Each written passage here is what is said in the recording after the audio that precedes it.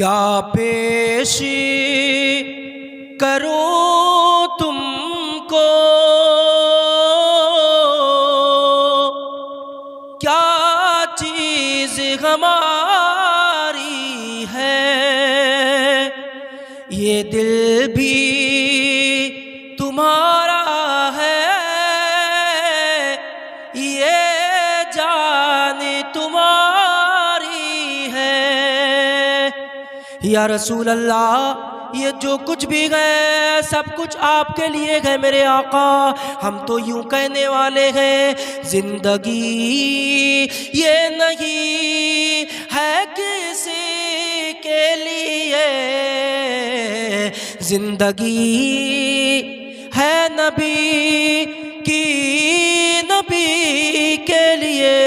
میرے بھائیوں، اگر آج ہمارے گھروں پر بلڈوزر چل جاتا ہے، نبی کے لیے ہم بولتے ہیں تو بلڈوزر چل جاتا ہے، ہم افسوس میں بیٹھ جاتے ہیں کہ ہمارے گھر پر تو بلڈوزر چل گیا، ہمارا تو گھر ہی تباہ ہو گیا۔ اب ہم یہ سوچتے ہیں کہ ہمارا گھر تباہ ہو گیا، افسوس میں بیٹھ جاتے ہیں۔ لیکن میرے بھائیوں، حضور کے لیے ایسا ایک گھر کیا ہے، اگر ہزاروں گھروں پر بھی بلڈوزر چل جائیں تو کوئی دقت پیش نہیں آنا چاہیے۔ پھر یہ کہو، یہ ایک گھر کیا ہے، اگر ایسے ہزار گھر بھی قربان کرنا پڑے تو آقا کے لیے ایک ایک کر کے قربان کرتے چلے جائیں گے۔ ہاں، ہم قانون کے خلاف بھی کوئی کام نہیں کرنا چاہتے، لیکن سنو میرے بھائیوں، آقا کے لیے اگر جان بھی دینا پڑ جائے تو دے دینا۔ دیکھو، نبی سے جس کو عشق ہوتا گئے وہ سب کچھ ہی تو بھول جایا کرتا گئے۔ ایک صحابی ہیں حضور کے، جن کا نام ہے حضرت ابو بصیر رضی اللہ تعالیٰ، حضور سے بڑی محبت کرتے ہیں اور کہتے ہیں، یا رسول اللہ، میں آپ کے نام کا کلمہ پڑھنا چاہتا ہوں، آقا میں مسلمان ہونا چاہتا ہوں۔ میرے آقا نے کہا، سوچ لو، دیکھ لو، اگر مسلمان ہونا چاہتے تو پھر دقتیں آئیں گی، کہ اس طرح دقتیں آئیں گی جیسے کسی گڈھے کے اندر پانی بھرتا ہے، پانی تیزی سے جاتا ہے نا گڈھے میں، اسی طرح کلمہ جب پڑھ لو گے تو مصیبتیں بھی آئیں گی، پریشانیاں بھی اتنی ہی تیز آئیں گی۔ کہا ٹھیک ہے، ہم تیار ہیں یا رسول اللہ، میں تیار ہوں۔ کلمہ پڑھ لیا۔ صلح حدیبیہ کے بعد میں جو شرطیں لگی تھی، ان شرطوں میں سے ایک شرط یہ بھی تھی کہ اگر کوئی مکہ کا مسلمان مدینے میں آ گیا تو آپ کو واپس کرنا پڑے گا۔ آقا نے کہا منظور ہے۔ حضور کے یہی سچے عاشق، حضور کے سچے غلام، حضور سے محبت کرنے والے، ہر وقت یہ کہنے والے، یا رسول اللہ کیا پیش کروں تم کو،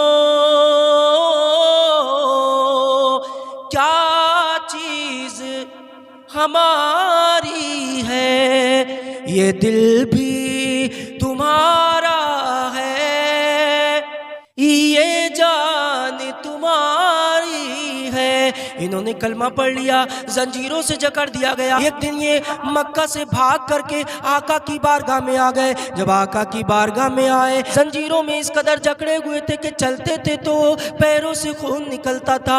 مکہ کی گلیاں بھی روتی تھی۔ مدینے کی گلیوں میں جب انٹری ہوئی تو مدینے کی گلیاں بھی رونے لگی کہ ایک نبی کے غلام کو کس طرح ستایا جا رہا ہے، کس طرح تڑپایا جا رہا ہے۔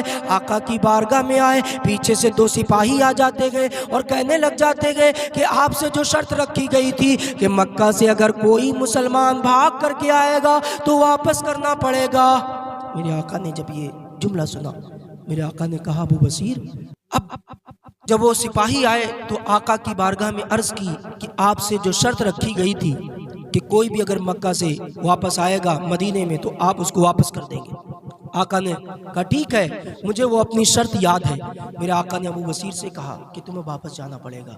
جب یہ کہا نا تو مدینے کی گلیاں رو رہی تھیں کہ ایک عاشق اپنے محبوب سے جدا ہو رہا ہے، ساری گلیاں رو رہی تھیں۔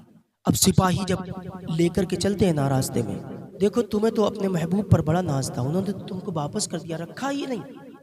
جب یہ جملہ حضرت ابو بصیر نے سنا نا تو ایک سپاہی کے تھپڑ مارا اور تلوار نکال لی۔ ادھر میرے آقا نے دعا کی کہ مولا میرے غلام کی، میرے عاشق کی حفاظت فرما۔ ادھر یہ کہا گیا ادھر حضرت ابو بصیر نے تھپڑ مارا اور تلوار نکال لی، اور نکالنے کے بعد میں ایک کو مار گرایا، ایک بھاگ گیا، اور یہ وہیں مدینے اور مکہ اور مدینے کے بیچ میں ایک بستی میں رہنے لگ گئے، وہیں پر رہتے رہے۔ اب جو بھی مکہ سے بھاگتا تھا تو وہ یہیں پر آ جاتا تھا، واپس تو جا نہیں سکتا تھا کیونکہ شرط تھی۔ کچھ دنوں کے بعد میں ایسا ہوا کہ حضرت ابو بصیر، کئی ساتھی ہو گئے حضرت ابو بصیر کے ساتھ میں۔ اب جو بھی وہاں سے مکہ سے واپس آتا تھا نا، وہیں پر ابو بصیر کے پاس میں چلا جاتا تھا، اور یہ دن بھر مزدوری کرتے تھے اور رات میں ایک پہاڑی پر جا کر کے بیٹھ جاتے تھے اور انتظار کرتے تھے کہ مدینے سے بلاوا آئے گا، انتظار کرتے تھے کہ مدینے سے ایک دن خط ضرور آئے گا۔ یہ ان کا عقیدہ تھا، یقین تھا کہ مجھے جب تک موت ہی نہیں آ سکتی جب تک کہ مدینے کے تاجدار کا بلاوا نہ آ جائے۔ ان کا یقین تھا، جا کر کے پہاڑی پر بیٹھ جاتے تھے اور روزانہ تمنا کرتے تھے اور کہتے تھے کہ ایک دن خط مدینے کے تاجدار کا ضرور آئے گا۔ اب ایک دن اچانک مدینے کے تاجدار کا خط آ جاتا گئے۔ اب لوگ کہتے تھے ابو بصیر اب بھی خط نہیں آیا ہے، دیکھو تمہارا تو انتقال ہونے والا ہے، اے ابو بصیر تم انتقال کر جاؤ گے، تمہیں خط نہیں آئے گا۔ یہ کہتے مجھے موت تب تک آ ہی نہیں سکتی ہے جب تک مجھے مدینے کے تاجدار کا بلاوا نہ آ جائے۔ اللہ اکبر، یقین ہو تو اتنا پختہ ہو، یقین ہو تو ایسا ہو، اللہ کی قسم ان کو خط آتا ہے۔ آنے کے بعد میں اب لوگوں سے کہتے ہیں دیکھو نا، میں کہتا تھا مجھے موت ہی نہیں آ سکتی ہے جب تک کہ مدینے کے تاجدار کا خط نہ آ جائے۔ آج بھی لوگ چاہے کتنے بھی بوڑھے ہو جائیں اور وہ تمنا کرتے ہیں، بڑی امید ہے سرکار قدموں میں بلائیں گے، کرم کی جب نظر ہوگی مدینے ہم بھی جائیں گے۔ یہ کہتے تھے لوگوں سے دیکھو مجھے جب تک موت ہی نہیں آ سکتی، حالانکہ ضعیف بہت ہو گئے، لیکن ایک دن مدینے کے تاجدار کا خط آ جاتا ہے۔ جب خط آتا ہے تو پھر یہ کھڑے ہو جاتے، ضعیف اتنے کے لیٹ گئے اپنی چارپائی پر، لیکن جیسی خط سنتے ہیں، خط کے بارے میں سنتے ہیں، خط کو اپنے ہاتھوں میں لیتے ہیں اور دونوں ہاتھ اوپر کر کے کہتے گئے دیکھو میں کہتا تھا مجھے ایک دن مدینے کے تاجدار کا بلاوا ضرور آئے گا۔ اللہ اکبر، عشق ہو تو ایسا ہو۔ بریلی کے تاجدار کہتے ہیں اے عشق تیرے صدقے جلنے سے چھٹے سستے۔